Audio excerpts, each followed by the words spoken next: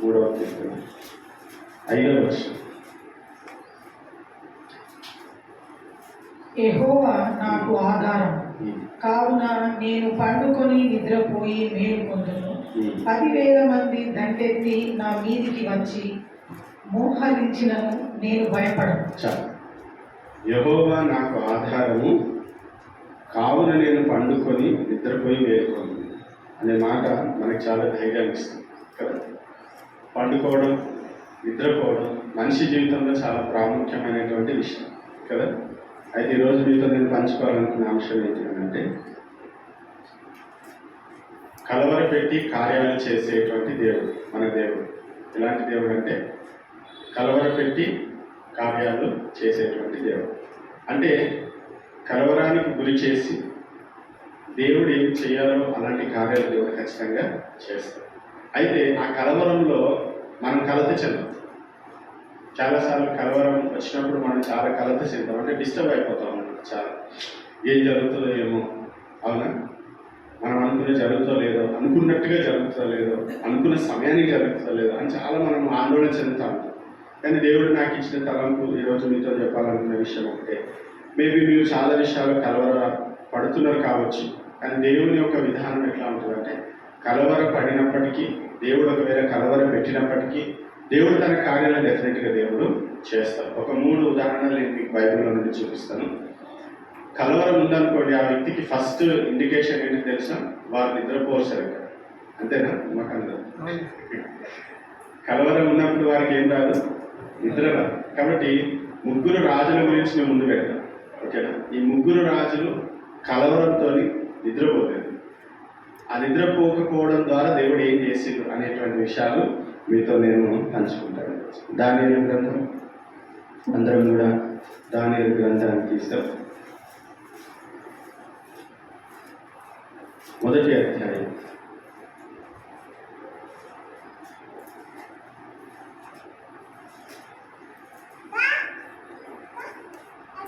Sorry, 1వ అధ్యాయం కాదు, 2వ అధ్యాయం.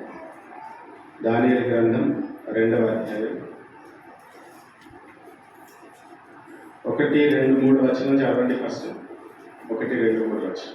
నెబుకద్నెజరు తన ఏలుబడి యందు 2వ సంవత్సరమున కలలు కనెను. అందును గురించి ఆయన మనసు కలతపడగా ఆయనకు నిద్ర పట్టకుండెను.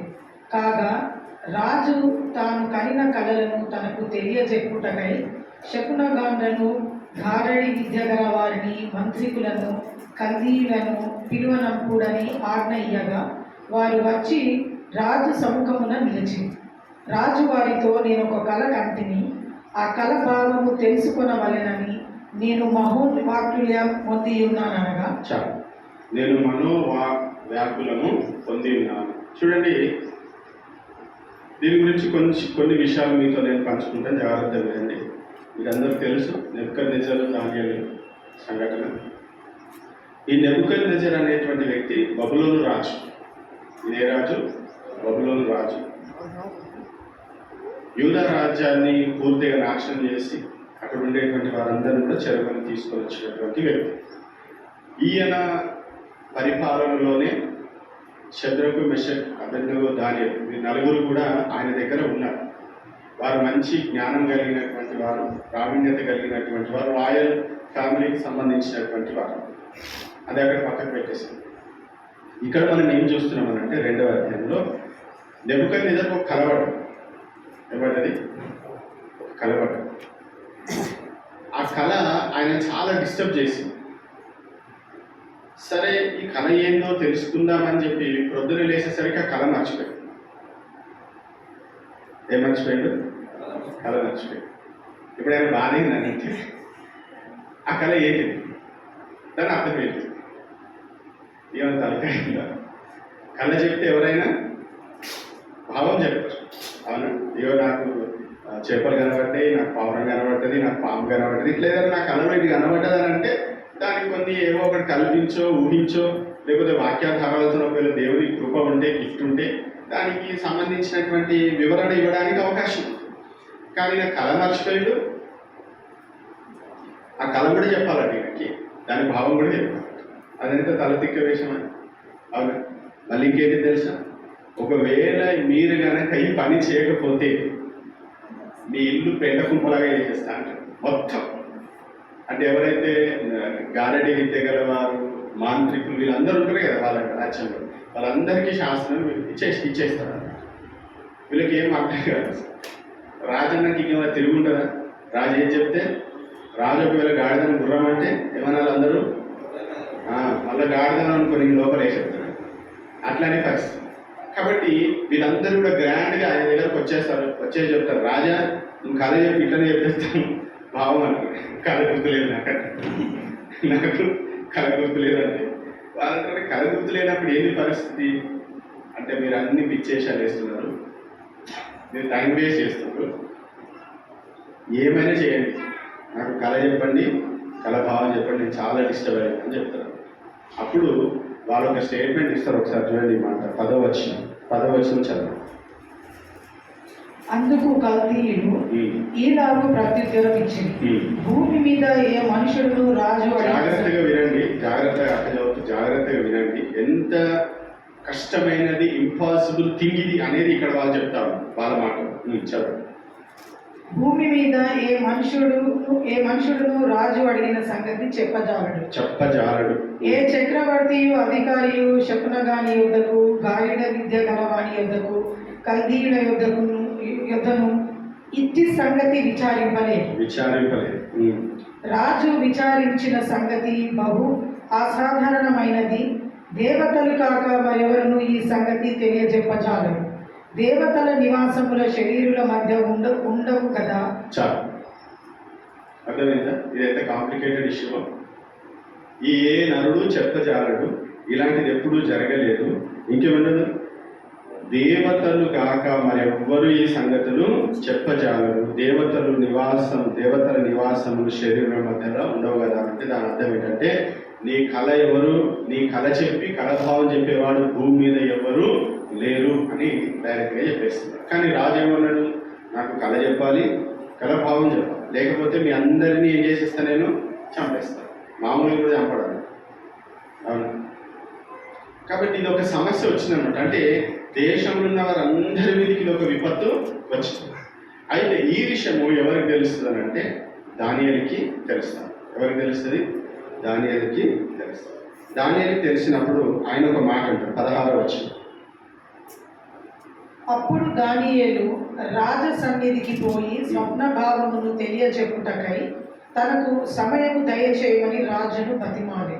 అప్పుడు దానియేలు ఏం చేస్తాడంటే, ఈ కళ యొక్క భావం తెలియడానికి నాకు కొంత టైం ఇవ్వండి, నేను చేస్తాను అంటారు. అది వాళ్ళకి ఏం అర్థం కాదు. ఎందుకు? ఆల్రెడీ వాళ్ళు ఏం ఛాలెంజ్ చేసినారు, ఇది ఏ మనిషి కూడా చెప్పజాలడు, ఇది ఎవ్వరితోని కాదు. ఎందుకంటే నీకేం కలపడదో నాకెంత తెలుస్తుంది? మీకు ఎవరికైనా తెలుస్తారు? అసలు కలపడ్డ వారికే గుర్తుండాలి బేసికల్. కానీ కొన్నిసార్లు ఏమైతే మనకే గుర్తుండదు కాదు, కొన్నిసార్లు కళలు మనం మర్చిపోతాం. అట్లాంటిది వేరే వ్యక్తి ఆ కళ గురించి చెప్పి కళ భావం చెప్పడం అనేది హైలీ ఇంపాసిబుల్ థింగ్. కానీ దానియేలు అంటున్నాడు, నాకు కొంత టైం ఇస్తే నేను ప్రయత్నము చేస్తా అని చెప్తాడు. చెప్పిన తర్వాత ఆయన ఏం చేస్తాడంటే ప్రార్థన చేస్తాడు.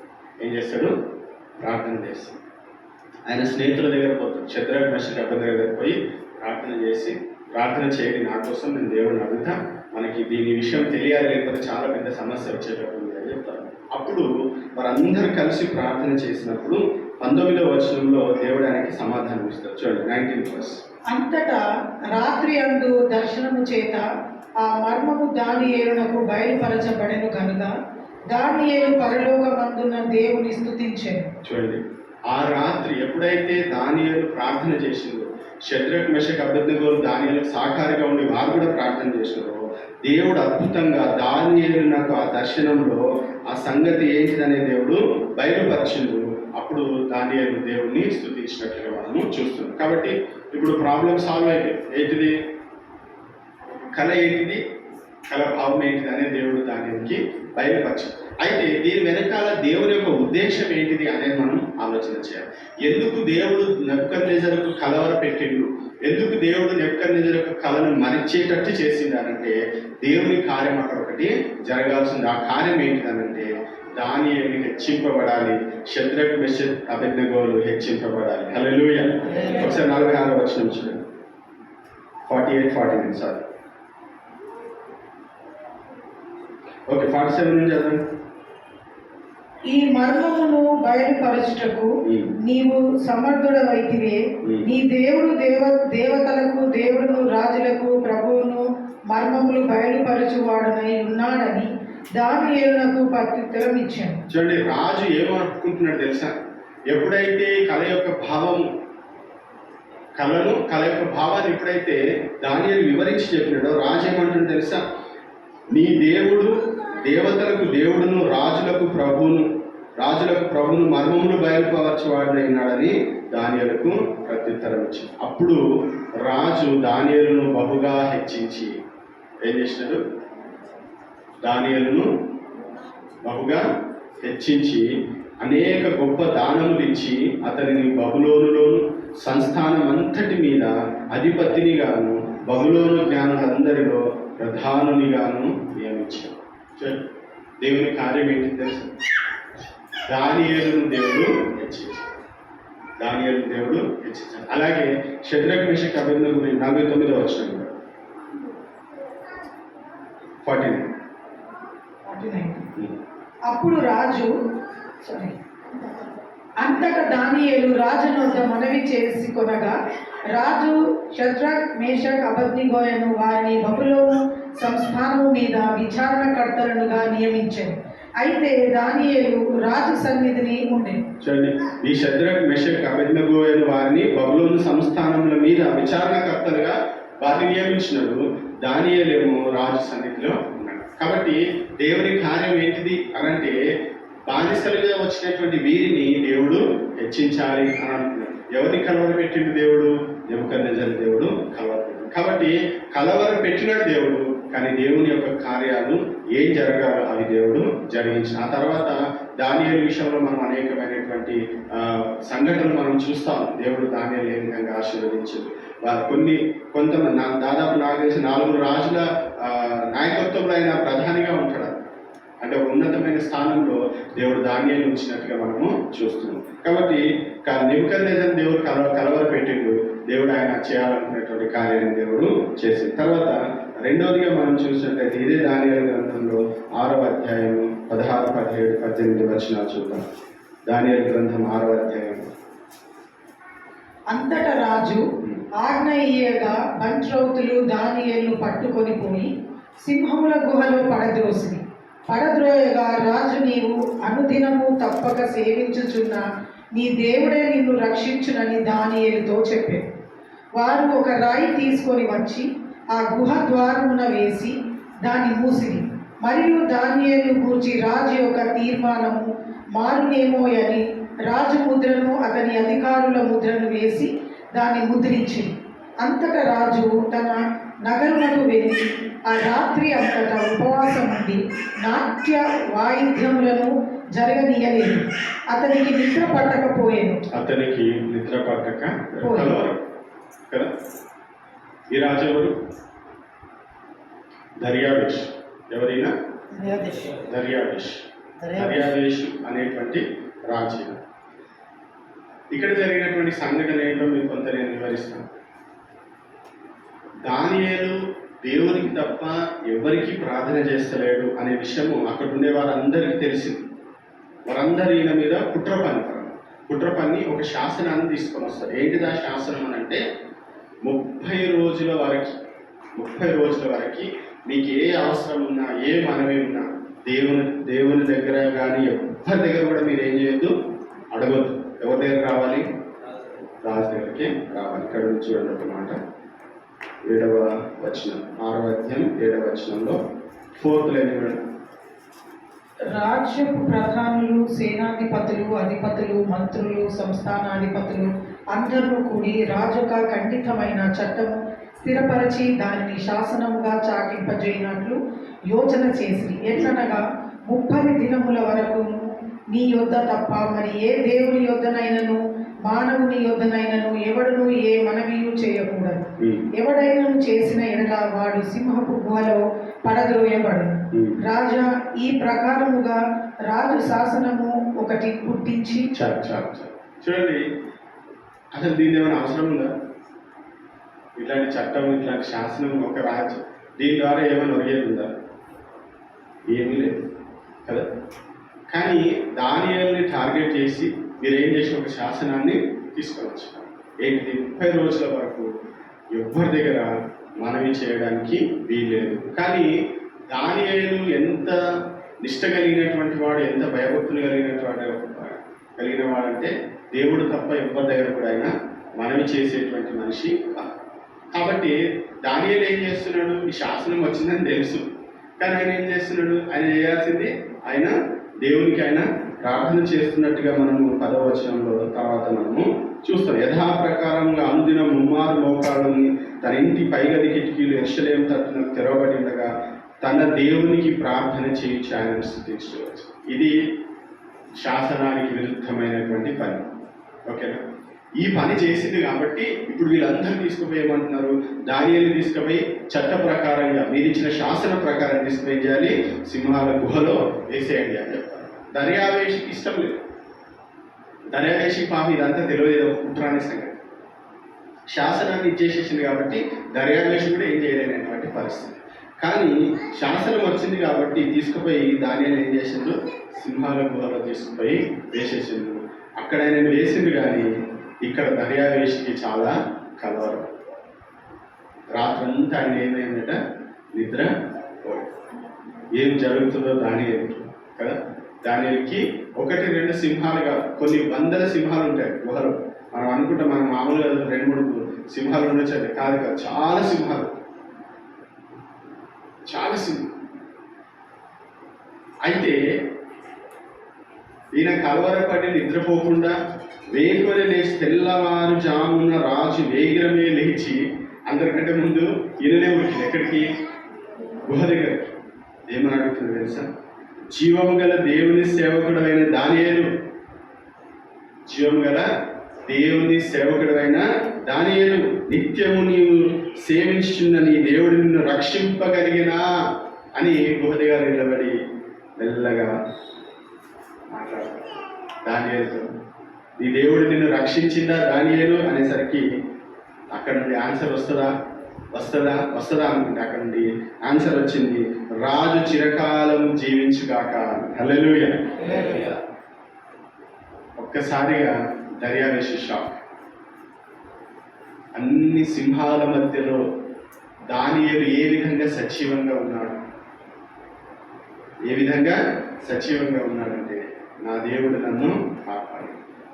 వెంటనే అంటాడు, దానిని బయటకు తీసుకొచ్చిన తర్వాత ఎవరైతే ఈ యొక్క ఆజ్ఞ ఇయ్యడానికి వెనకాల కుట్ర పనిందో, ఎవరైతే వీరందరినీ తీసుకుపోయి లోపల వేయాలని ప్రయత్నం చేసిందో దానియేలు విషయంలో, వారందరినీ తీసుకుపోయి 24వ వచనంలో ఆ మనుష్యులను వారు తోడుకొని సింహముల గుహలో పడద్రోసిరి, వారిని వారి కుమారులను వారి భార్యలను పడద్రోసిరి, వారి ఆ గుహ అడుగునకు రాక మునిపే.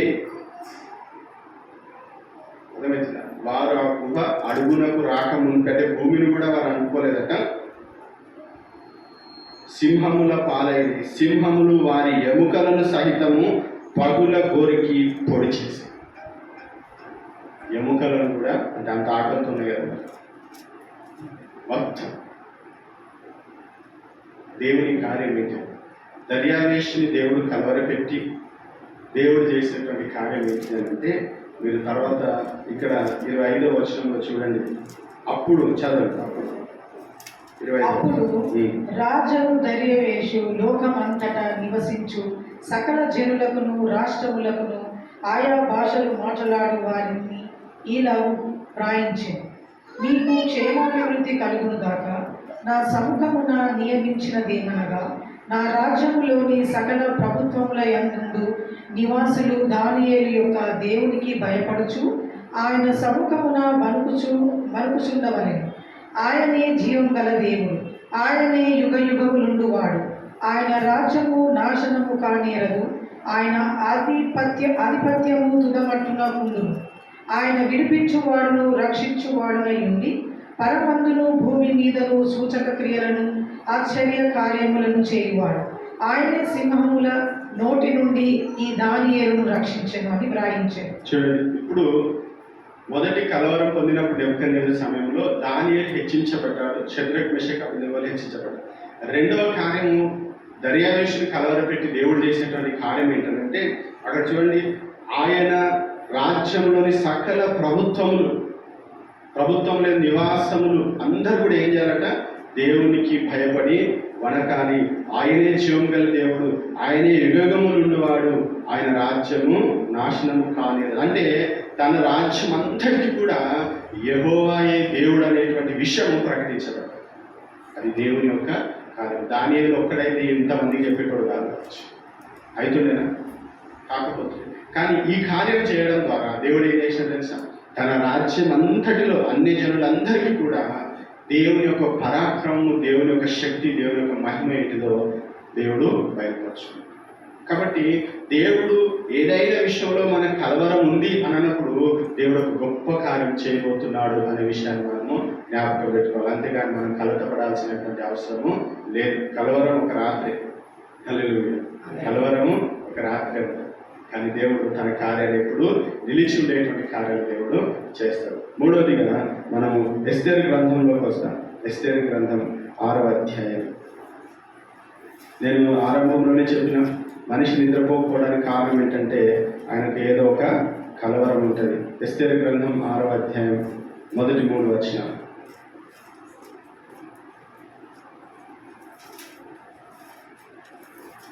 ఎస్తేరు గ్రంథం 6వ అధ్యాయం మొదటి 3 వచనాలు.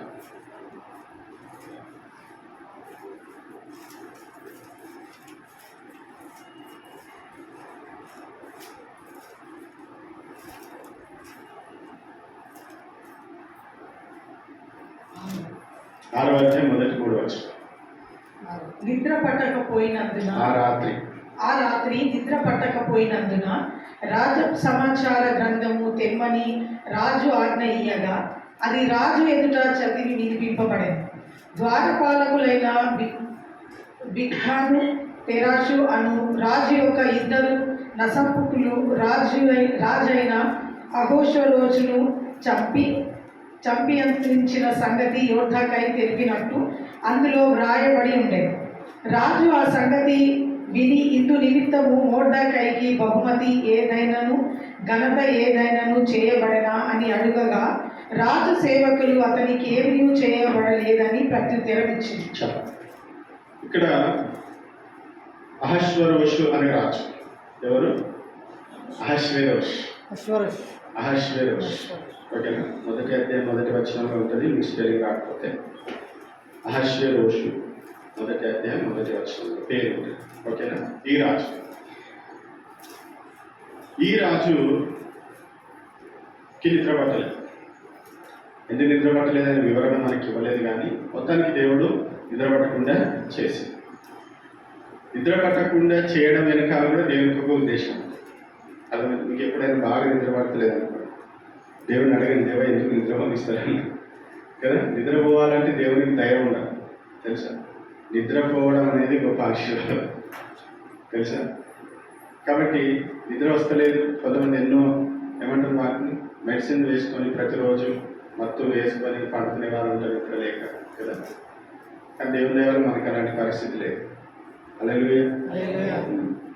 కాబట్టి ఆ రాత్రి నాకు నిద్ర పట్టలేదు. ఎవరికి? అహష్వేరోషు అనేటువంటి రాజు. నిద్ర పట్టక ఆయన ఏం చేసిండా అంటే, దేవుని యొక్క హస్తం చూడండి దీని వెనుక. నిద్ర పట్టకుండా చేసి రాజపు సమాచార గ్రంథం, అంటే ఇంతకుముందు ఏమైనా జరిగిన సంఘటన ఒకసారి చూద్దామని చెప్పి రాజపు సమాచార గ్రంథం తీసుకురండి అని చెప్పినప్పుడు అది తీసుకొచ్చినప్పుడు సరిగ్గా ఆయన ఏది చదివిండు అని అంటే, ఆయన దగ్గర ద్వారపాలకులు ఉంటాడు. ఎవరి దగ్గర? అహష్వేరోషు అనేటువంటి రాజు, బిగ్తాను, తెరెష్. వీరిద్దరు కూడా ఏం ప్లాన్ చేస్తారనంటే, నపుంసకులు. వీరిద్దరు ఏం ప్లాన్ చేస్తారంటే రాజుని చంపాలి అని ప్లాన్ చేస్తారు. కుట్ర పని. ఈ కుట్ర ఎవరికి తెలుస్తుంది? మొర్దెకైకి తెలుస్తుంది. మొర్దెకై ఎవరంటే ఎస్తేరు యొక్క పినతండ్రి. ఎస్తేరు రాణి అయింది కదా, పినతండ్రి. ఎప్పుడైతే మొర్దెకైకి తెలుస్తుందో, ఈ మొర్దెకై ఏం చేస్తుంది? ఈ సమాచారం రాణి ద్వారా రాజుకి తెలియపరుస్తారు. అప్పుడు ఈ ఎవరైతే కుట్ర పనిందో వారిద్దరిని వాళ్ళు పట్టుకొని తీసుకుపోయి ఇచ్చేసేస్తారు. కాబట్టి ఇప్పుడు రాజు ప్రాణాన్ని కాపాడినటువంటి వానికి ఏమైనా బహుమతి ఇవ్వాలి కదా, ఏమి ఇవ్వలేదన్నమాట. కొన్నిసార్లు బహుమతులు అదే సమయానికి రాకపోవడం మనకు మంచిది, టెన్షన్ పడదు. దేవుడు ఇక్కడ కాకపోతే అక్కడ ఇస్తున్నాడు. హల్లెలూయా. నాకు గిఫ్ట్ ఇస్తలేదు, నువ్వు అక్కడ మోసలు కూడా నీ గిఫ్ట్ ఎక్కడికి పోదు. ఏదో ఒక ప్లేస్లో దేవుడు ఖచ్చితంగా ఇస్తాడు. ఇక్కడ లేకపోతే సందు లేకపోతే మందిలో ఇస్తాడు, మందిలో లేకపోతే పరలోకంలో ఇస్తాడు. మొత్తం జనాంగం అందరి ముందు దేవుడు ఖచ్చితంగా ఇస్తాడు. కాబట్టి మన పని మనం చేసుకుంటూ వెళ్ళిపోవాలి. వద్దకేమైనా ఆశించి చేసిన అనుకుంటున్నాను. ఆయన సహజంగానే రాజును కాపాడాలని చేసి, కానీ అది సమాచార గ్రంథమందు లిఖించబడ్డది. అర్థమవుతుందా? సమాచార అది అంటే ఎప్పటికి ఉండిపోతాయి అక్కడ. మనం కూడా చేసేటువంటి పనులు దేవుని యొక్క గ్రంథంలో లిఖించబడతాయి. అది ఎప్పటికీ దేవుని దగ్గర గుర్తుగా ఉంటాయి. కాబట్టి ఈయన చేసినటువంటి దానికి ఎలాంటి బహుమతి పొందలేదు. అయితే రాజు ఏం డిసైడ్ చేస్తాడంటే, ఓకే ఒకవేళ ఇట్లాంటి చేస్తే మన కాన్స్టిట్యూషన్ ప్రకారం, మన రూల్ ప్రకారం ఏం చేయాలి అని అడిగితే ఫలానాది చేయాలి అని చెప్పేసి అన్నీ కూడా రాసింటాయి అన్నమాట.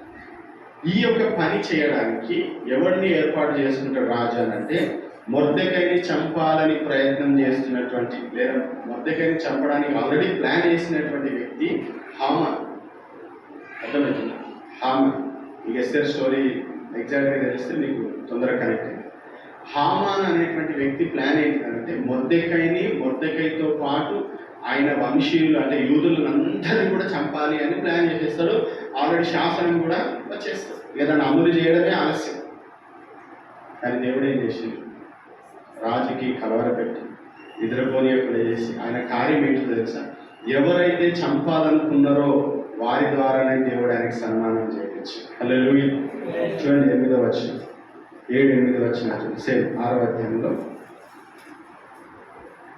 రాజు ధరించుకొను రాజవస్త్రములను, రాజు ఎక్కు గుర్రమును రాజు తన తల మీద ఉంచుకొనరా, రాజకిరీటమును ఒకడు తీసుకొని రాగా, గనులైన రాజు యొక్క అధిపతులలో ఒకడు ఆ వస్త్రములను ఆ గుర్రమును పట్టుకొని రాజు గణపరచ నపేక్షించు వానికి ఆ వస్త్రములను ధరింపజేసి ఆ గుర్రము మీద అతన్ని ఎక్కించి రాజవీధిలో అతన్ని నడిపించు రాజు గణపరచ నపేక్షించు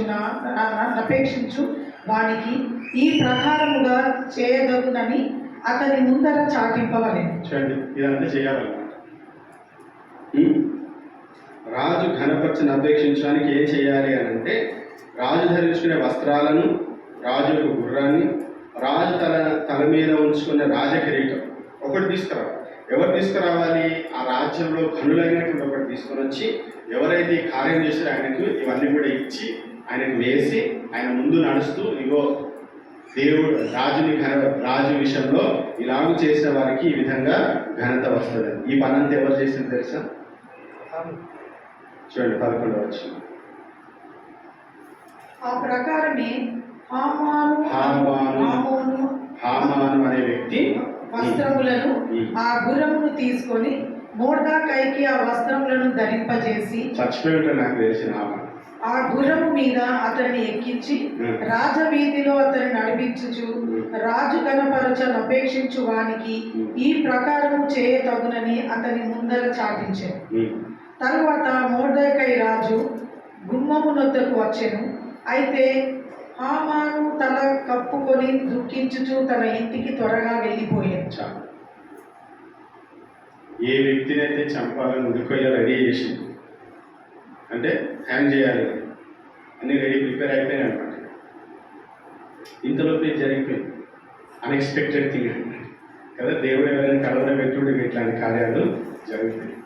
ఎవరినైతే చంపాలి వీడు లేకుండానే చేయాలనుకున్నాడో ఆయన దగ్గరికి ఈయన పోయి ఆయనకు వస్త్రాలు వేసి, ఆయనకి సన్మానం చేసి, ఆయన గుర్రం మీద ఎక్కించి, ఇది చేసే వాళ్ళు నేనే చచ్చిపోతే బాగు అని అనుకుని ఉంటాడు మనసు. పోయి భార్యతో ఏడ్చుకుంటే చెప్తాడు, ఏంటి నా పరిస్థితి. ఫైనల్గా మనకు తెలిసిన స్టోరీ, దేవుడు అద్భుతంగా యూదులందరినీ దేవుడు కాపాడు. యూదులందరినీ కూడా దేవుడు అద్భుతంగా కాపాడినట్టుగా మనము చూస్తున్నాం. కాబట్టి దేవుడు చేసేటువంటి కార్యం ఏంటి అంటే, ఎక్కడైతే మరణ శాసనం వచ్చిందో ఆల్రెడీ ఆ శాసనాన్ని రాజు ఇచ్చేసేసి, ఏమంటారు దాన్ని, జీవో ఇచ్చేసిన, జారీ చేసి అది అమలు చేయడమే ఆలస్యం. కానీ అలాంటి సమయంలో చాలా క్రిటికల్ పొజిషన్లో ఫస్ట్ లేయాల్సింది హామాన్ని. ఎందుకంటే ఈయననే కదా ఆయన మిగిలేదు. కానీ ఆ వ్యక్తినే దేవుడు ఏం చేస్తున్నాడు తెలుసా? ఘనపరుస్తా ఉన్నాడు. ఎవరైతే అవమానపరచాలనుకున్నారో, ఎవరైతే చంపాలనుకున్నారో ఆ వ్యక్తి ద్వారానే దేవుడు ఆయనకి ఘనతనిస్తున్నట్టుగా మనం చూస్తాం. ఇది దేవుని యొక్క కార్యం. అర్థమవుతుంది. కాబట్టి దేవుడు ఎవరినైనా కలవరపెడతాడు, ఎవరినైనా ఏమైనా చేస్తాడు. తాను అనుకున్నటువంటి పని దేవుడు ఖచ్చితంగా జరిగిస్తాడు. కాబట్టి దేవుని కలవర పెడుతున్నాడు దేవుడు అని అంటే ఆయన కార్యాలు చేయడానికి అనే విషయాన్ని మనము విస్మరించదు. ఏదో చేయాలనుకుంటున్నాడు దేవుడు, అందుకనే ఫలానా వ్యక్తిని, అందుకనే మనము ఏమని ప్రార్థించాలంటే దేవా నీ కార్యాన్ని జరిగించు అని చెప్పినప్పుడు దేవుడు ఎవరికైనా సరే నిద్రపట్టనీయకుండానే చేస్తాడు, ఏదో ఒకటి చేస్తాడు, కలపట్టేటనే చేస్తాడు, కళ మర్చిపోయేటనే చేస్తాడు, ఏదో ఒకటి చేస్తాడు, తన కార్యాన్ని దేవుడు జరిగిస్తాడు. కాబట్టి మొదటి సంఘటనలో మనం ఏం చూస్తున్నామనంటే దానియేలు షద్రక్ మెషక్ అబేద్నెగోలు హెచ్చించబడ్డం మనం చూస్తున్నాం. అది దేవుని యొక్క కార్యం. రెండవ సంఘటనలో మనం ఏం చూస్తున్నామంటే దేవుడు గొప్పవాడు అనేటువంటి విషయము ఆ రాజ్యంలో ఉన్న వారందరూ కూడా ప్రకటించబడ్డం మనం చూస్తున్నాం. మూడవ సంఘటనలో ఏం చూస్తున్నామంటే చనిపోవడానికి సిద్ధంగా ఉండేటువంటి వ్యక్తి లేదా సంహరించబడడానికి సిద్ధం ఉండేటువంటి వ్యక్తిని దేవుడు ఆశ్చర్య రీతిలో ఘనపరచడం మనం చూస్తున్నాము. మళ్ళీ ఆ ఘనత ఎవరి ద్వారా వచ్చిందంటే ఎవరైతే కుట్ర పనిందో వారి ద్వారానే కిరీటం పెట్టేటట్టు దేవుడు చేస్తుంది. ఇవి దేవుడి యొక్క కార్యం. కాబట్టి మన దేవుడు ఎలాంటి దేవుడు అంటే కలవర పెడతాడేమో కానీ మనల్ని దేవుడు తన కార్యాలు జరిగిస్తాడు.